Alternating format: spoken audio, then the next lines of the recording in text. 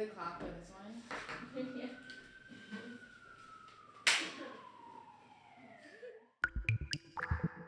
Hi, I'm Natasha, guys, and my last name is not Alana, but I think most of you guys know me as Natasha Alana.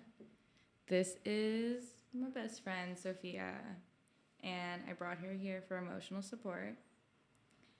And we're going to talk about a lot of things today, I think, that I don't think I've ever actually talked about on the internet or really gotten that deep into, so should be exciting. Sophia actually doesn't even know a lot of this stuff because I just met her in December of last year. It's our 1-year anniversary coming up. It's almost been a full year of friendship. Yeah. I would like to hear the Natasha origin story. Okay, the Natasha origin story. Okay, so I went to Catholic school from... Did you really? Yeah, for 9 years. From kindergarten through 8th grade. It was not like a weird Catholic school. There was like girls in... Well, actually, no, it was weird because all Catholic schools are weird. And there was 13 kids in my graduating class. Like when I graduated 8th grade, there was 8 girls in my class and 4 boys. And I hated it. Like, I literally hated that school so much. No, like, great school, whatever. Like, I'm not hating on the school. But I just, like, personally had, like, a really not what I want, you know? Like, I feel like I'm a very social person. And to talk to the same 8 girls and you don't like any of them every single day, it really sucks. Like, that's super lame. So, my sister went to a private high school called Kate School. It's in Carpinteria of California. And my parents really wanted me to go there. And I was like, no, like, please, I want to go to public school so bad. Like, I wanted, like, that was just my dream to go to public school. And I just wanted to be around, like, a bunch of people, you know? Like, I didn't want to be, like, in this weird niche sectioned off, like, group or whatever. So I was, like, very adamant about, like, not wanting to go. And she was like, well, my mom was like, just apply. We'll see what happens if, you know... We'll go from there after you apply. I applied, I got to do the interview and everything, and I got waitlisted, which was like, oh my God. My parents were like, waitlisted, what? And I had really good grades too. I honestly think I had better grades than my sister who got in before me, so I really don't know what that's about. But I think it was also by the grace of God that I did not get accepted into that private school. And I ended up going to Santa Barbara High School, go Dons. I really enjoyed it there. I had a really, really positive high school experience, and I don't think a lot of people can say that. So I'm thankful for that. I had a lot of good friends, and I had a very, like, normal, like, Zoe 101 type high school. Like, I think it's weird to say this, but, like, I grew up in such a bubble. Like, Santa Barbara is such a bubble, and I, like, had this, like... Yeah, I feel like normal and Zoe 101 aren't the same. Oh, okay. Well, see, normal to me is Zoe 101. Like, that is relatable to me, so... But, yeah, it was, like, very, like, I don't know, fake school. It just all seemed fake, but I had a great time. I think that's kind of... I had Instagram followers in high school, so... I didn't have that many. I literally, freshman year, I probably had like 7,000 followers, but it was just because I used to like make these weird edits on my photos. It was really weird. Like I would like, because we took Photoshop classes in high school, so I would like put backgrounds on my photos, and they would be like overlays. Yeah, overlays, but they'd be like really like they weren't like, oh wow, that was like a really good edit job. They were always like pretty shitty, but I think it was like kind of an aesthetic in its own that like people were very into at the time, and so it worked. And then Instagram Live came out, and that was like a really big turning point, I feel like, for my Instagram, because it was always just like something I was like, haha, I have all these like random followers, I have no idea what's going on. But I was like literally on live, and I was probably talking to like 13 people in there, and I probably knew like 2 of them, you know, like it was a very like random weird experience. And then I made Top Live, like it was right after Instagram Live came out, and I was like sitting there in my bedroom, and it was like, oh, you have 13 viewers, oh, like you have 100 viewers, and I only had like 7,000 followers at the time, and then it was like, you've made Top Live, and then the numbers just skyrocketed. It was like 14,000 people are watching, 28,000 people are watching, Jeez. 36,000 people are watching. And I was like, what the fuck? And I was like sitting, sorry, am I not allowed to curse? I don't know what I'm supposed to do It's here. okay, don't worry. But I was like sitting there and I was like, I really don't even know what to do. So I remember I was like sitting in my bed and I was like, I guess I'll stand up. Like, so I stood up and I'm like sitting there and I'm like, everyone go follow me. And they did, which was really weird.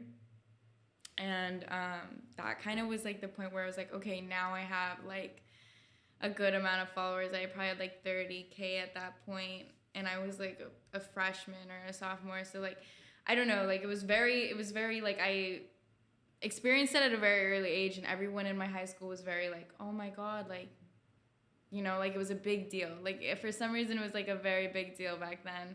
And they even gave me a page in my yearbook at my high school. Really? And it was like most followers on Instagram. No and way. It's in the yearbook? Yeah, it's in the yearbook. In my area, the girl that was like had the most fame on Instagram, 500 likes, maybe 800, and that was like, that's like the internet girl. That's crazy. By the end of high school, I was definitely getting like 15,000, 20,000 likes on my photos. But so I also kind of lived a double life. Like I used to steal my mom's car, and I did this thing where okay, so you know when you like get a new phone and you cracked your phone, you broke it or whatever, you get a new phone. My old phone, I would keep it. And I had this friend, Kate King. Go ahead, leave her name in there. I don't care. This will be funny for her to hear. I had this friend named Kate King, and she had this outlet, like, her house had an outlet, like, right outside the front door. It didn't make any sense. It was a weird place to have an outlet. But I used to, like, and there was a pot right next to it. So I used to bring, like, a little shitty charger and my old broken phone and plug it in outside of her house and hide the phone in the pot. And I would be like, I would tell her, I'd be like, hey, just don't unplug this phone. Like, just leave it in here, blah, blah, blah, blah. And I set my location to that phone. So, like, I would be like, I was, like, 15, too, at the time. Like, I wasn't even allowed to drive. And I'd be like, hey, like, Mom, can I go, like, drive to Kate's house and just, like, stay the weekend at her house, blah, blah, blah. And it's, like, her house was very close to mine. So my mom was like, okay, whatever. I would take that bitch straight to LA. And I would be gone for like days and days, and I would miss school. I don't know how she never caught me, because I would miss school and so many crazy things. But I think that's how I kind of got into like the LA scene more so. Was I would definitely have been like coming out here since I was like 16, 17, 18.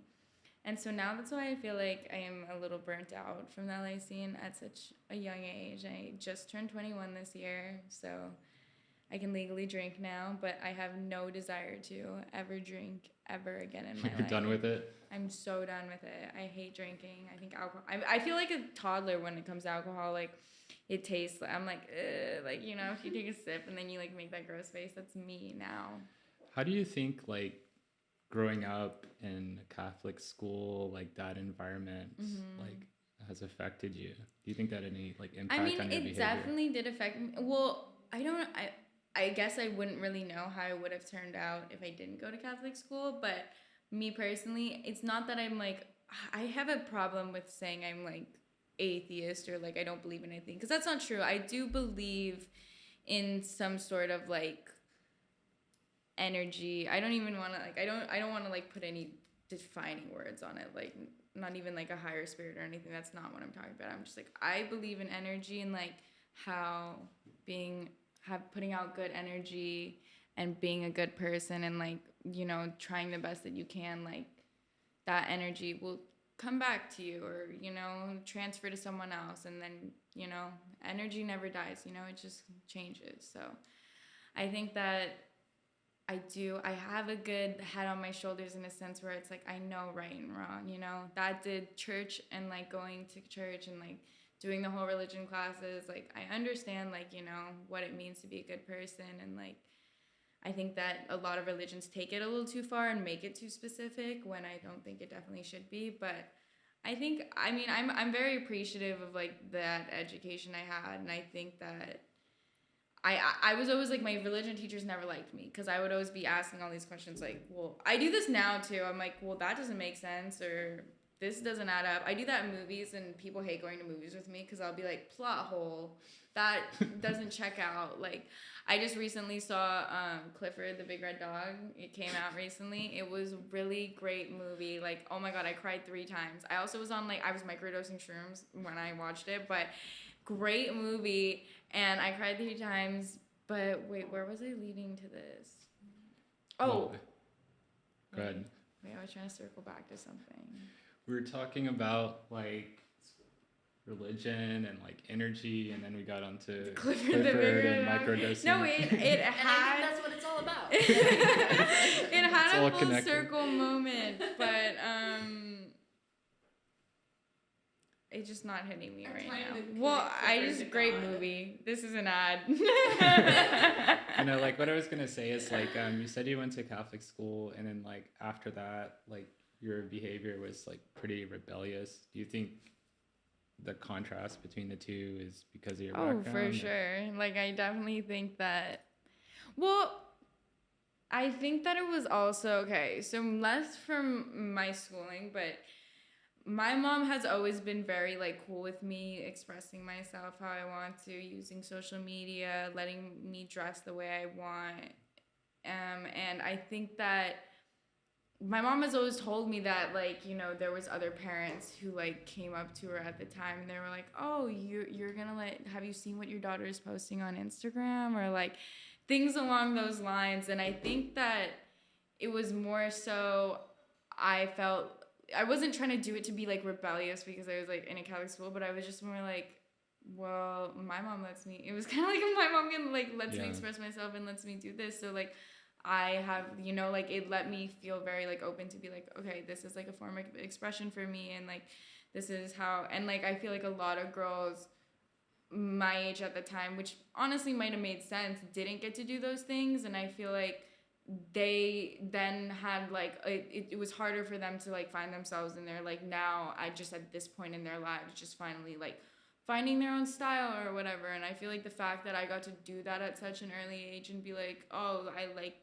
this aesthetic, or I like these things, you know, like just kind of gave me a little bit of a head start in like at least the world that we're in and like the relevancy we're in, like because I was just like, you know, thinking what you know more creatively. I feel like at a younger age than most girls my age who are like, you know, I get it. It's honestly probably good to have strict parents for different reasons too, but in my case, I think that it was almost like the perfect storm, you know, and it's not going to work for everyone, but I think for me, like I had that Catholic school experience that like, you know, kind of taught me the good and the bad, but like maybe gave me that rebellious streak. And then I had a mom who like really allowed me to like run with it too at the same time. And I think that I've learned a lot of lessons like on the way. Like my mom has been very, I wouldn't say like, oh, she's a hands-off parent, but like she's kind of like you have to learn these lessons yourself. Like me, I can sit here and tell you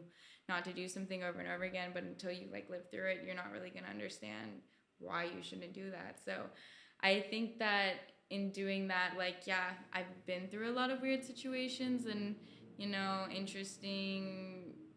met interesting people and maybe been places I shouldn't have with people I shouldn't have, but I think that it's made me a very like well-rounded person now and a smarter, wiser person in the long run. When after like COVID and everything, and I was starting to put together like the plan for prom, you were the first person like I reached out to work with. So the first thing we did with prom was actually the project with you.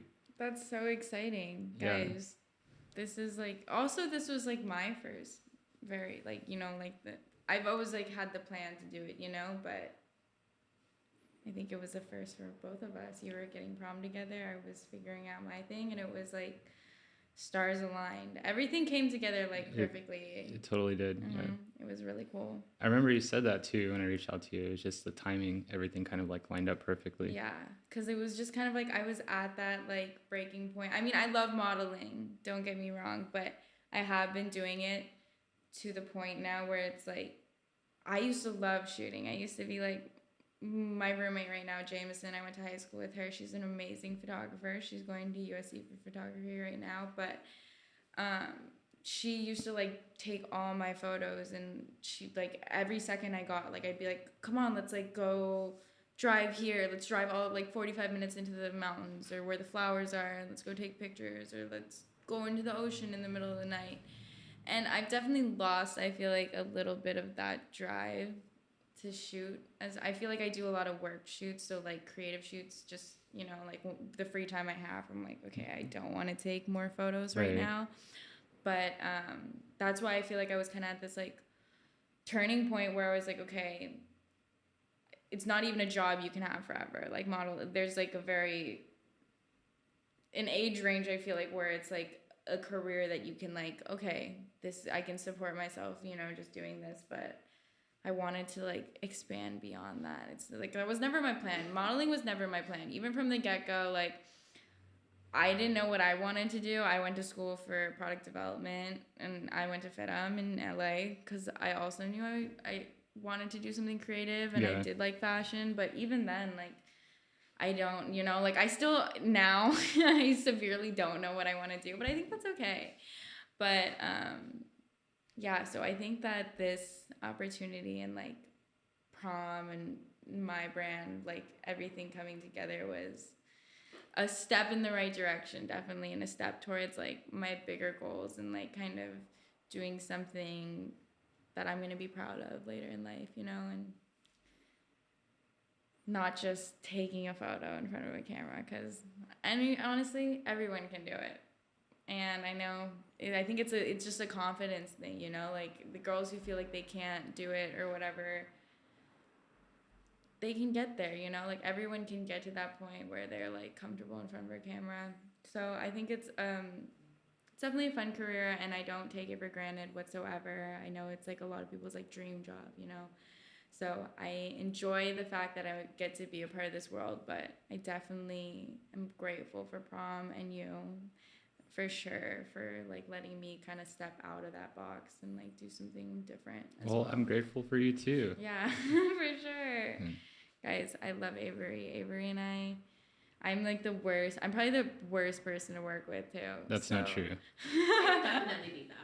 What? It could definitely be that. Yeah, no, I'm definitely like, especially, okay, well, guys, this is also, like, I feel like everyone always thinks I'm a lot older than I am, but I'm like, okay, like, I'm literally, this is my first year I've ever lived by myself too. So like and there was just like a lot of big changes this year, and the fact that I turned 21, I was like, oh my, I like hated it. I was so sad on my 21st birthday. I'm like, I'm an adult now. And every day I feel like less and less, like, I feel like I'm growing out of touch. But I know that's just like a mental thing in my head. I'm like, oh no, I'm like aging out of the cool system. But where do you see yourself in 10 years? In 10 years? Yeah. Oh my God. What do you want to be doing? What do I want to be doing?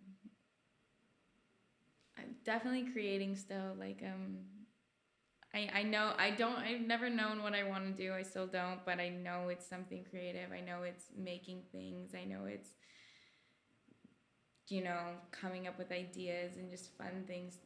And not even just like, oh, creating art or anything. I wouldn't even say that that's my thing, but like creating fun experiences and creating, you know, like fun environments for people to be in or feel like they're a part of fun communities. It's like I feel like that's my main goal, is to like bring experiences and like, I don't know what the right word for it is, but you know what I mean? Like less so heavy on like me and my artwork, but rather just bringing together people who all like are super into fashion or super into, you know, like whatever, and giving them like an outlet and like, you know.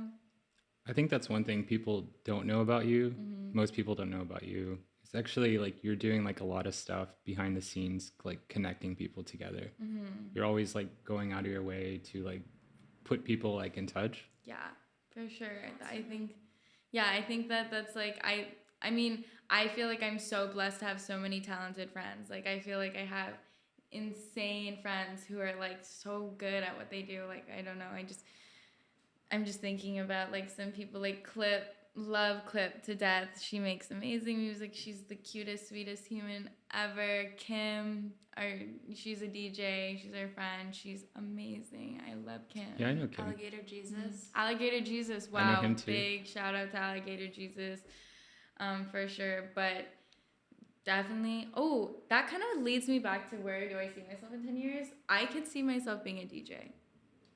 That's always been like a backup plan for me. Plan C. I love music. I think that's the thing is people don't know about me either. It's because I'm not like I have no desire to like make music or anything like that. But I think that I love listening to music. I love enjoying music, you know, like it's always been, I used to have my mom had 808 speakers in the back of her car, and I would like, my car seat, she would put on top of the speaker. So I would like be bumping like as a baby, but I don't know, like I love music so much that is definitely something I feel like I could be happy doing later in life. Yeah, very cool. Mm-hmm. And I love the social scene, so I feel like being a DJ, you get to, like, you know, like have that, like, okay, you know, you get to be at all these social events, whatever, but then centered around music. So for sure, something that I could see myself doing. Yeah, very cool. Mm-hmm. Yeah, you can start practicing here for DJing. I know. If anyone watching this podcast, I don't know which camera to look at. I'm gonna look at all of them. If anyone knows how to use CDJs, DM me. Let's get to work.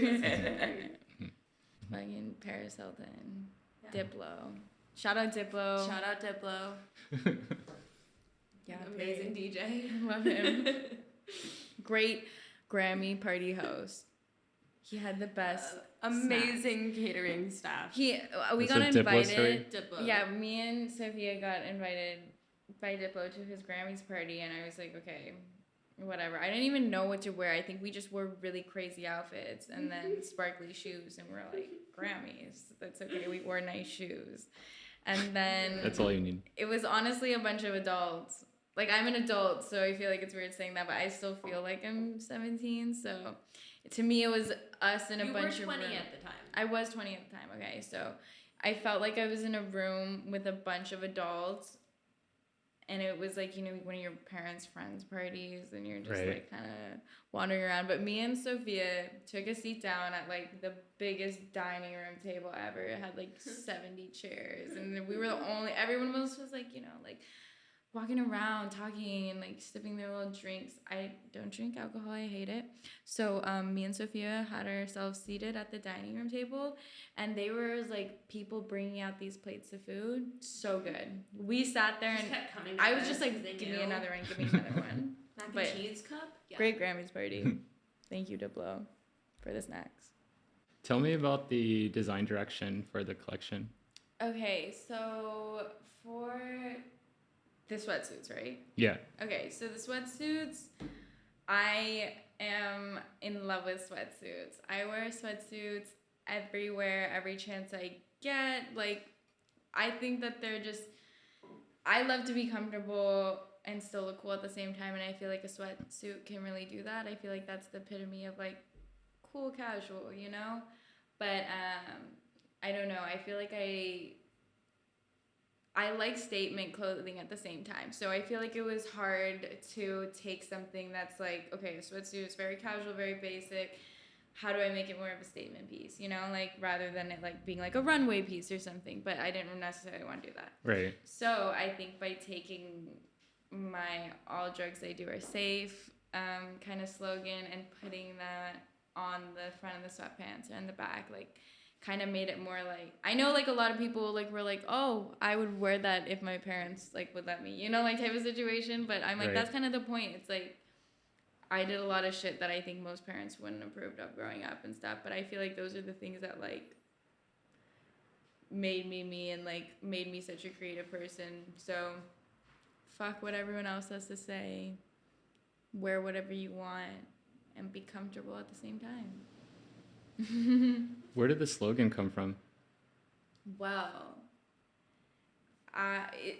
it's kind of a touchy subject now because I feel like recently, obviously, there's been a lot of, like, you know, drug safety issues in the world, you know, like their fentanyl, like just so many terrible things, so many like kids my age or younger even, you know, like passing away in such a short period of time after all this is happening. So the concept for it definitely came out like before all of that terrible stuff started happening. It's not, I mean, I think it's always important to practice like drug safety, and I think that me and Sophia and our friend group do that very well. And I think it's important to have fun.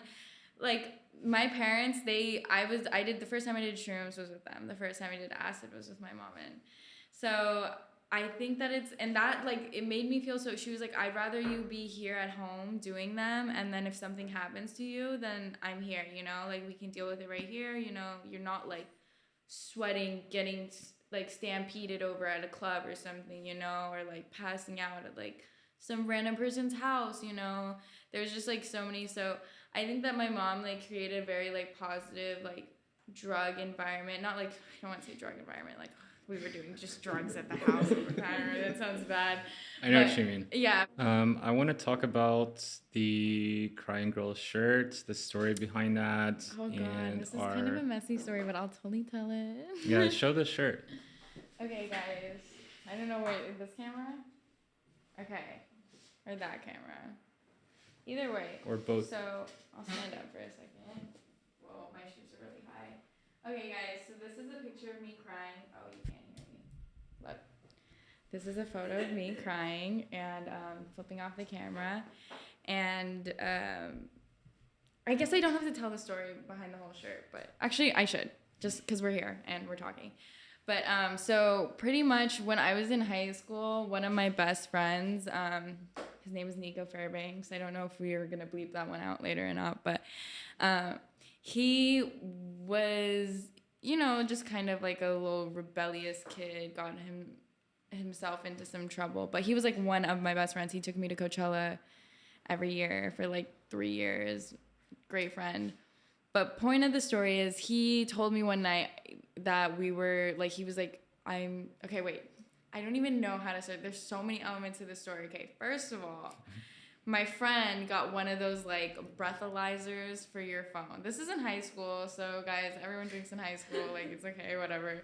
And he got one of those breathalyzers for your phone. But also don't drink. Don't drink alcohol. Underage. Oh my god, it's so bad. But anyways, we were only drinking beer. Okay, this is the point of the story. We had the breathalyzer, and I was like, I wonder how drunk I can get just on beers. Like, you know, I'm only going to drink beers for the rest of the night. So the breathalyzer is actually the reason why you got really drunk? Yes, it was the breathalyzer's fault. So I was like drinking, like chugging these beers, and I was like kept blowing into it. And I'm like, oh, I'm at 0.12. Like it was going crazy. Like I was like very much high. I don't know how accurate it was, but I got to the point where I was blowing into it and it was like error. It cannot read my blood alcohol content anymore. And I was like, okay, whatever. So I was like pretty drunk, I would say.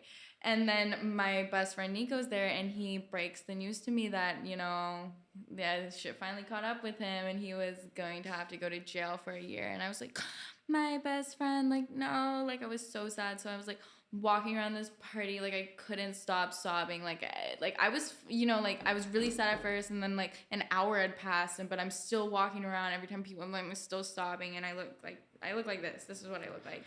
And then like, so we like all got together for a group I wish I had my debit card, because that's another part of the story. But so we all got together. I will also link the real photo right over here somewhere. But it's a photo of me, my best friend who was going to jail, another friend who was one of my best friends at the time too, Kelsey, and one other person was in the photo. But yeah, it was just a nice party photo, and everyone is like smiling, looking really fucked up, and I'm just like sobbing. I think I'm trying to flip off the camera, like trying to be like a little moment, but I didn't really make it there. And I don't know, it's always been one of my favorite photos, and I have so many photos from that night of me crying. Like there's ones of me with cowboy hats on. Like it was just like moving out throughout this party, and I'm like sobbing the whole time. Like on my debit card is the cowboy crying photo of me. But I feel like everyone's been crying Natasha at one point or another. I think I'm a pretty crier. I think that I still look good in that photo. That might be one of my best photos. Yeah. Yeah. This is personally, this is what I think started the modeling career. Yeah. It's crying, Natasha. Mm-hmm. It was this. I used to cry a ton too. I used to be such a crybaby, and then I just grew up. And one day I was just like, damn, I'm an adult now. You don't cry anymore? No, it's very hard for me to cry now. I think I cried so much from like when I was a kid to even like up until like a year ago. I cried so much. Everything would make me cry. Like my feelings would get so hurt. If you didn't, well, this happened recently, but if you don't even say like, if I see you out in public and you don't say hi to me like strong enough, I don't even know what the right word is, then I will like go home or sit in my car and cry about it and be like, I just don't feel like I deserved. I feel like I deserved more of a hello, and I feel like, you know, they just brushed me off.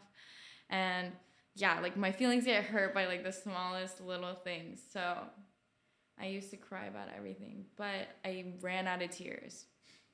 And my body can no longer produce them. I use my life allotment of tears, and I'm out now. My sister can still make me cry though, for sure. She's mean. Yeah. It's really rare to meet you two when you're not with each other. Yeah. You're like always stuck together. I know. And then when you do meet us separately, I think that like people tend to have a bad experience. Because I think that without each other, I feel like we're to some extent pretty stressed out. So meeting us on our own. If you see me by myself, do not approach me. If you see Sophia by herself, do not approach her. But if we're together, then please, we will actually have a great time. I feel like almost every time I tried to have a meeting with you and like only you, Sophia appeared. And yeah. when I tried to meet with Sophia, like you then appeared. Then she disappeared. She's like the last avatar, you know? She vanished when we needed her the most. I often do that. Yeah. Just you can get me for like a few minutes. She's a magician. Disappearing act is her favorite trick. But honestly, I know where she is. And now she lives in my building, which is even worse. But you know what's funny is since she moved into my building, I see her way less. My logic is, though, that I could see you at any point, any time of the day, ever. So then I'm like... It doesn't make sense at all. It took me a while to figure out that you guys were living in the same building because I saw Sophia's Instagram. I thought it was your room. Well, okay, that's the thing. She just moved in, like, how many weeks ago? A month. Like, it's been like a month. But so she pretty much, like, lived at my apartment. I mean, not like she had her own apartment and everything, but I'm saying, like, she was there, like, every single day. So it felt like she lived there. And then you just, like, fell in love with my building so much, I guess. And then you moved in. Yeah, my apartment's really cool. It's really cool. It looks a lot similar to mine. Brick walls. How did you two, like, get together? December 23rd. That's the day we met? Yeah. Okay, so I went to this, like, party. I had just broken up with my boyfriend. So I was like, well... Okay, actually, I don't even want to get into that part of the story, but I was freshly out of a relationship, and I was like, you know what? Like, I should go make more, like, friends that are girls and, you know, just be single and, like, do that whole single thing. And then I went to this really, really weird house. It was... maybe we'll bleep the name out. Smiles was the name of the guy, and his whole house is pretty much yellow. It's like this giant mansion house up in the hills. Everything is yellow. You get there, and he's like, oh, you need a bikini? Here's a yellow bikini. He just has a closet full of yellow bikinis in every size. And then he was like, had his weird own, like, sports drink, and it was called, like, Smile Sports Drink, and it was, like, a yellow can. Anyways, just super weird experience. And I'm, like, there, and I'm, like, okay, I don't know any of these girls. And they were all in the hot tub, and I got in. She wasn't there. Sophia, okay, but you're getting to that part, okay. So I'm, like, there with these girls, and I was like, you know what, like, okay. It was kind of weird and kind of awkward because I didn't know. I don't know. Just not the kind of, like, most normal situation to be in. Yeah, I just decided to pop out. It was because I was sitting at home, and I was like, I can't be mad at anyone but myself if I'm not putting myself out there. I can't be mad about being bored. So I was like, fuck it, like I'll go to this thing. And then after we like were done with the pool vibes, we all went back to someone's house. I don't even remember whose it was. And then we were like just up talking, like, you know, we had been up like almost all night. And then at 4 a.m. out of nowhere, Sophia just showed up at 4 a.m. And then honestly, you know what? I found out that like just recently she told me this, and she was like, I didn't like you at first. Sophia Why not? I don't know. Sophia didn't like me. I really. Oh. No, literally 4:20 in the morning is when I got there. Like I just Yeah, see, I have great memory. showed up into your life. But yeah, do you want to talk about why you didn't like me? Yeah, get a little closer to that mic. So, funny thing, I knew who Natasha was because Oh yeah, she was a fan. She was a big I fan of mine. think that she deserves the recognition. Absolutely. Why? I don't know, 'cause she's so cute. But She had like the a thing bunch of my is, photos saved on her Instagram. It was really Really? funny. But in like not like Listen, it was just it wasn't like in a least weird way. Yeah. possible. Like- I save pictures because I'm like There was a great lot pose. of It's about yeah, the poses. and there was like a lot of. It's not like it was a whole folder just of me or anything weird like that. Like it was just a bunch of different photos, and there happened to be a couple of me in there. But I had DM'd her in high school before. I don't did know not what I respond. said. She didn't respond. I don't know what I had said. I did that, like I unsent it, but you could still see that I tried to send her something. I don't like making friends online though, so it wasn't personal. You unsent the message? Yeah. Yeah. So like when I went to go, like I clicked on like the message thing and it was like accept or deny this message from Sophia or whatever, and then there was no message there. So. There was no message. And if it ever says that, I know this might sound counterintuitive because a lot of people are like, yeah, I know what that means. But who was I talking to yesterday? Was like, what? I don't know. I was talking to someone, but a lot of people, some people don't know that. That if it says that and there's no message there, that means they have once sent you a message and it has been unsent. But I came that night. One of my friends, one of the mutual friends, told me to come, and I went, and she talked a lot. She was saying a lot of things, and I also do that. But that's where I think it comes from sometimes, is there's a lot of girls that I definitely will be like, they're just like me. I hate them. Yeah. And that's kind of what happened. But you know what's but really then I was funny? like, she says good things. Yeah, I wasn't saying negative things. But the funny thing is I actually really liked you off the bat. And I was what like, she has to say. that was, but I liked you off the bat is all I'm saying. And you didn't, and that's okay. But Well, but I think I mean like within the first few hours, because then we all like put on wigs and shit, and it was just like, it got really weird. Can we like add a photo in to the corner or something? I will send you the photo later. It's We'll have really the funny. Yeah, we're gonna put it right there. Yeah, When you it's like pointed to in the, the corner. bubble. I don't we know found where I am in the wigs frame. this guy's closet. It was like his ex-girlfriend's wig stash. It's really Something. weird. And we just all put on wigs. We were at even just, it was just a weird house to begin with. Who was, okay. He was like a cousins with a fashion designer. Yeah, and he type had this guy. really The house like in the nice hills. house in the hills, and he pretty much just like left the door unlocked for us, and we would like come and go as we pleased. How many Use girls his were house. there? Like probably like 5 at the like At the At end, that it was night. just me. I mean, it was like, yeah, something like that. And then it was just me and Natasha and one other person. yeah, And the wigs. the wigs. And then Natasha, it was probably like 6 a.m. or something. And we were Natasha all was like, still wearing the yellow hoodies that we got from the weird mansion house that we were at before that. And then I was like, I should leave. I should leave, and I'm gonna get a smoothie bowl when I get to my destination, and I'm planning it perfectly that it will be open when I get there. So Yeah, I I can get like a we pulled in smoothie bowl. all nighter, and then I was like just sitting there, and like both of the Sophia and the other girl like falling asleep beside me, and I'm like sitting there waiting for it to like hit 6 a.m. and I'm like, I'm gonna get in that Uber, I'm gonna get that smoothie bowl, and I did. And then I think I called Natasha, and I was like, She asked me if I Do you wanted to want go. Oh, Can we tell the tea, or is that gonna be Yeah. uncomfortable Oh. for you? No, it's okay. I'm not gonna like name names It's or okay. anything, but okay, she called me. Oh no, we had like this big group chat with all those girls from that night, and we were like texting and we were like blah blah blah, and I sent a photo like wearing this hoodie, and it was like a hoodie with like a brand logo on the front of it, and then she texted me like separately outside the group chat, and she was like, "Oh, do you know the kid who makes those hoodies?" And I was like, "Oh yeah, ha ha ha ha ha." And then come to find out, Eskimo sisters. What?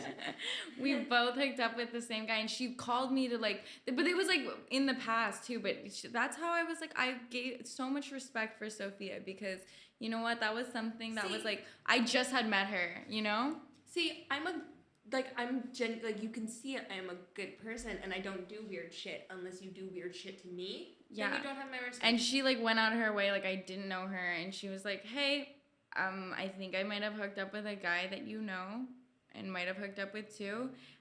Do you want to smoke? And then I'm gonna get a tattoo." And I was like, "Okay." Or were those two separate incidences? They were two different things. I think that we just smoked, and then I was like tattoo, or maybe it was just straight up want to come with me to get my neck tattooed. Yeah, and then here, show them the neck tattoo. I was there for it. It's hot pink. See it? Oh wow. I was there for that one, and I was there for her other pink one that she just got, which is on her hand. Nice. Pause. Sophia's little brother makes beats. Really? Yeah. Is it good? Yeah, for the age he is, yeah, they're. How old is he? He's 12. Really? Yeah, he's 12, and he. That's not amazing. Like, yeah. They're not like what's it, Metro Boomin, but they're getting there. Yeah. Yeah. Maybe we can put his beat in the podcast. Yeah. No, they're. Okay, we're recording right now. Okay. Hey guys. Oh, Wait, hey really guys. quick, we just. This is his beat. Oh, put it up to the microphone.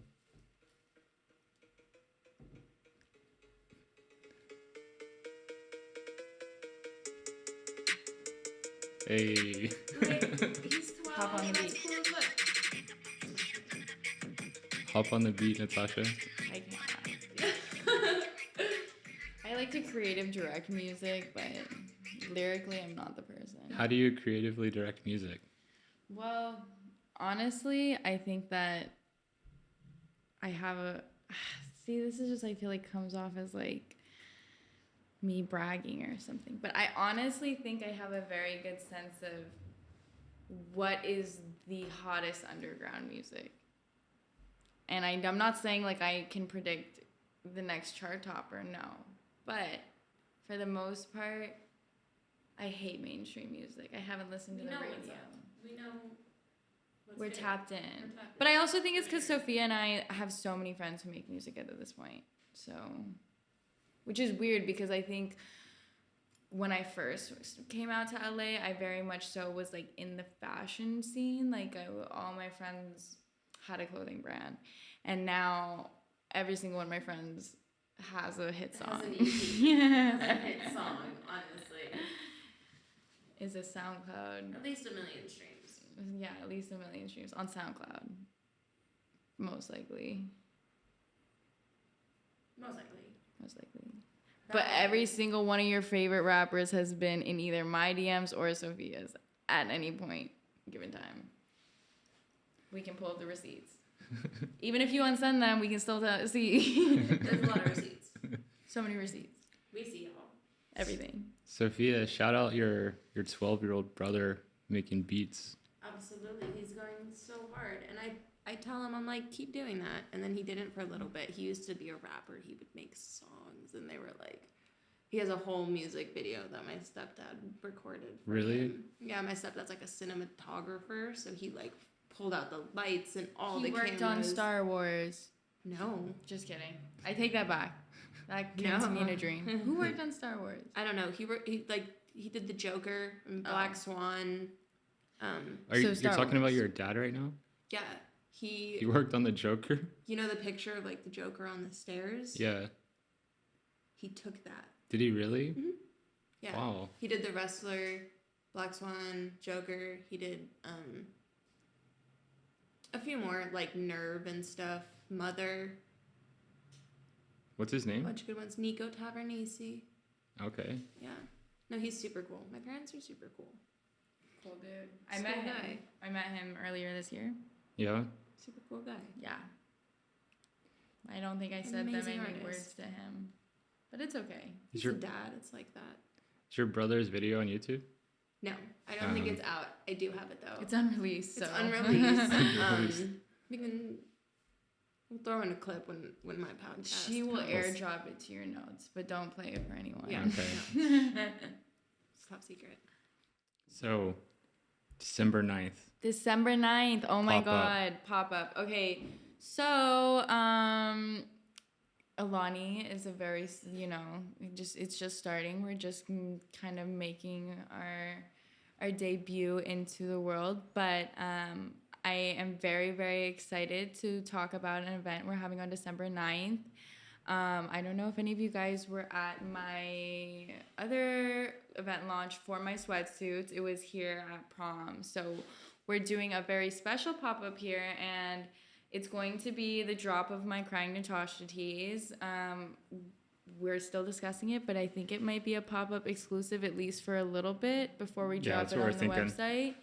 And I have the pleasure of sharing the space too with and a lot of other amazing female creatives who are my friends. And I just thought this would be a good a good place, for everyone to come together, because I feel like the whole streetwear, the whole LA kind of fashion scene is very much overrun by guys. That's not even in a bad way or anything, but I just feel like it's it's so many guys supporting each other, and I feel like there's not as strong of a community of girls who are doing that. Right.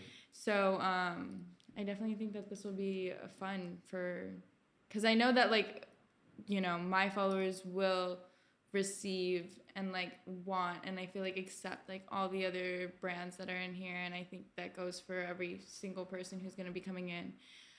We have Alicia with Pink Baby. We have No Ties Swimwear, Zelda, but I don't want to tell you guys too much because we will be releasing the info very soon.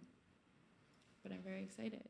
So yeah, maybe you can wait and not come to the pop-up and get your shirt later if that's what you have to do, or if you're not from here, sorry, you guys are missing out. But if you are in the LA area and come to the pop-up, we will be customizing the Crying Natasha tees, heat pressing some fun stuff on the back that you will be able to choose. So just wait for more details. I'm going to be posting a lot about it in the next coming days, and don't miss it out. We're only doing one day, right, too? Yeah, just one day. It's going to be one day only, guys. So you really have to be ready and be prepared. And you know what? I understand that sometimes things are a little expensive, but I think my first drop told it how it is, that the quality will speak for itself. And that's been my main goal. I feel like creating quality pieces that you can keep forever and aren't so fatty, and I just said fatty, and that sounds weird, but clothes should last forever, and you shouldn't buy stuff that you're only gonna wear once and never again. Yeah, exactly. So quality over quantity. In terms of bringing women together to do this event, Mm-hmm. do you feel like there's something special in LA? Have you seen anything like that before? Honestly, no. And I feel like that's part. I mean, obviously, I've seen it's not oh, I've never seen women out in LA doing anything. That's not true. But I feel like it's never been something that's okay, this is what the focus is, or this is the common thread that's the common theme of the event or something. So I think that it'll be exciting to really kind of, because I feel it's hard to. I'm trying to think of a good way to phrase this. Hold on. It's hard to people it's easy to forget about like things like that, like, oh, women support, like, we have such a powerful force, like as women, like we are like consumers, like we buy things, and I feel like I was really impressed by the idea a lot. I thought it was really, really cool because when we put together that meeting, it was just for just like a marketing meeting, like what should we do? I thought that you had that idea. It was like, it's really cool because it took it out of like we're trying to sell clothes and it turned it into like we're doing something that's important. Yeah. Well, I think that kind of ties back into like what I was saying even earlier in our conversation, where it's like my end goal is never, oh, here's this product I've been working on for so long and here it is, and love the product. That's not like ever what I'm trying to do. I'm like trying to create like memories around these clothing items or events, like giving the clothes like a deeper purpose. And I feel like that's so important now because almost everyone has like a brand these days, like Right. you can find a t-shirt with almost anything on it. You can find anything you could like imagine in your head. There's somebody out there making it. So I feel like at a certain point it has to become like deeper than the clothes, unless you're Louis Vuitton or whatever and you already have like, that kind of standing in the fashion community. I feel like the fashion community is so oversaturated now. So I'm not sitting here, like, I feel like I'm not sitting here thinking I'm going to be like the next, like America's next best designer or anything like that. But I wanted to, like create just clothing that, holds memories, holds deeper purpose to the people who like, can relate, or it's like, Tells a story. Exactly. And I feel like someone asked me recently, like they were like, oh, it was like Raven. I think Raven asked me, she was like, oh, like what do you want, like it was something about like, oh, about your legacy, or like how do you want to be remembered or whatever. And it's like, or like how much, like, because she was like, oh yeah, I'm always striving for change. She was talking about how her being vegan, like kind of stemmed from, wanting to like make the world better and like leave the world a better place for the future people. And obviously I feel like if I ever get in a position where I have a strong enough platform to like inspire world change, then hell yeah, like I'm gonna want to do that. But I feel like I know myself. I know I'm not at that level. I know I have a niche following and it works for me or whatever. But so more importantly than me, because I don't think I can like necessarily change the world.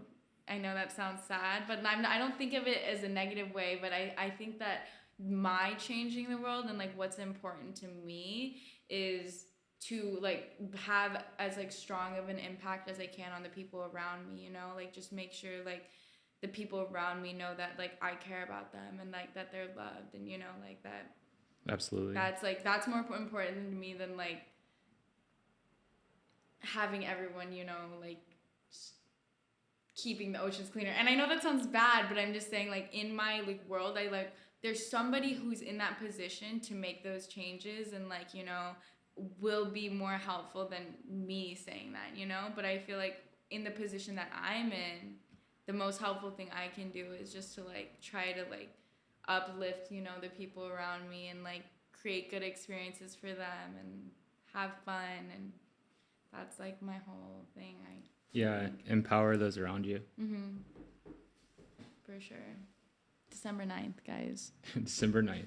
Crying Natasha tea. I'm super excited. And do you guys know how fucking annoying it was picking a date for it was not easy. Because we have art. We changed it like 3 times already. We have Art Basel right the weekend before, which was going to be our original date. And then we have Rolling Loud the weekend that we're doing it. But that's why we're doing it on a Thursday. We wanted to do it on a weekend, but we didn't want all of the fun kiddos going to Rolling Loud to miss out. So yeah, come to LA a day early though, because we're gonna be here. Are we doing it like how late? Do we talk about it at all? We didn't talk about it. Couldn't figure it out. Okay, so to be determined. Or actually, you guys will probably know by the time you watch this, but we're still deciding now.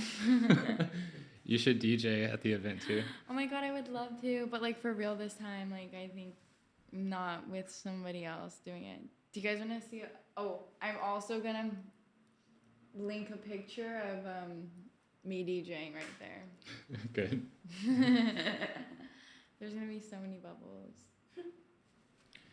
Well, Natasha, one thing that everybody says about you to me is that you are a really, really good person. That is like the main thing like I've heard about you. That's It's funny. like if I ask anybody, what do you think about Natasha?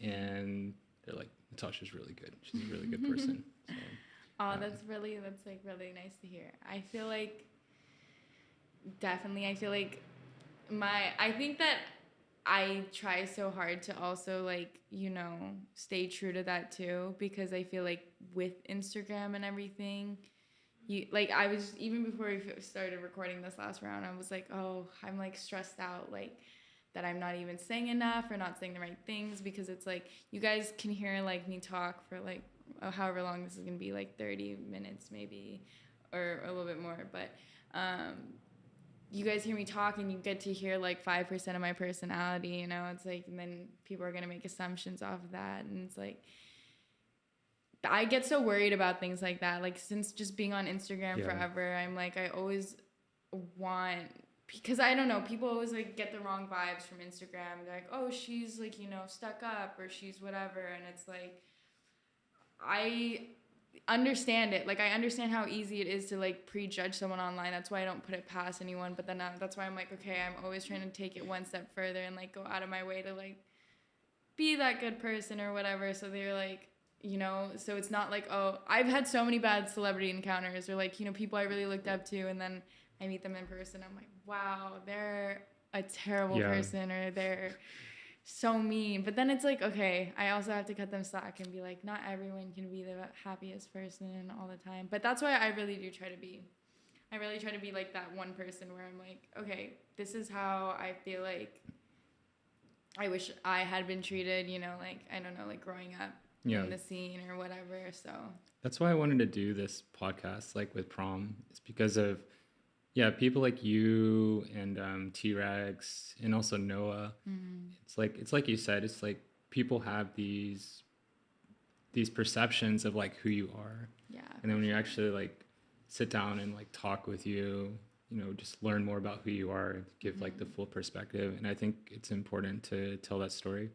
So totally. Yeah, thank you so much for coming on and talking. No, thank you for giving me a space to come and talk. I used to go on Instagram Live a lot, but that's not permanent and that goes away. But I feel like I never really get to get this deep, or like talk about things like this. But it's good to, I feel like I want people to know me more. That's always been like such a big part of my Instagram personality is I have shot so many like, bigger campaigns or whatever, but I don't like posting that stuff because it doesn't like relate to me really. Like that was a bag, that was a job I got paid for, and I like modeling, so that's cool. But I would rather show you guys the shitty iPhone photos I took at 4 a.m. with Sophia. Right.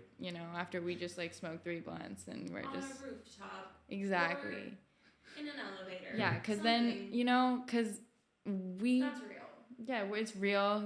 Like I know where we are just normal girls out here, and I feel like it's relatable. Nobody wants to see like your Nike ad every day, Right. Like it's not like that's untangible to a lot of people. So I don't even want to see that, It's like I'd rather see like just you like, I feel a kid. I am a kid, so just kids having fun, living their lives, growing up, figuring it out. Yeah, very cool. That's Natasha Alana. We did it, guys. We did it. Yay. I definitely want to come back. I feel like I have so much more to say, guys. Yeah, for sure. Anytime. So that was episode 1. Episode of the 10-part series. Star Wars.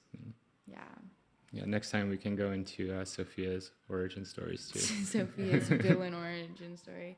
But Also in the future, guys, we kind of just like, oh look, fire truck. Ooh. Sorry, I'm just gonna wait. But in the future, you know, I don't know who's watching this, but if you guys ever want to like hear anything more specifically about me, always reach out to me. We can maybe throw it in a different podcast, or I might just DM you back. But I really do enjoy talk. I read pretty much every DM that I get. I think most people do too. Don't let them know that. No, I think I like to, and I reply to a lot of my DMs, so I know a lot of people out there can say that I have, but yeah, I everything that you guys say, it makes me laugh. I think I have the funniest fans. I think my fans are truly, I have a really good fan base who has or they just have the same sense of humor as me, but I love interacting and I love talking with you guys, so just stay in touch.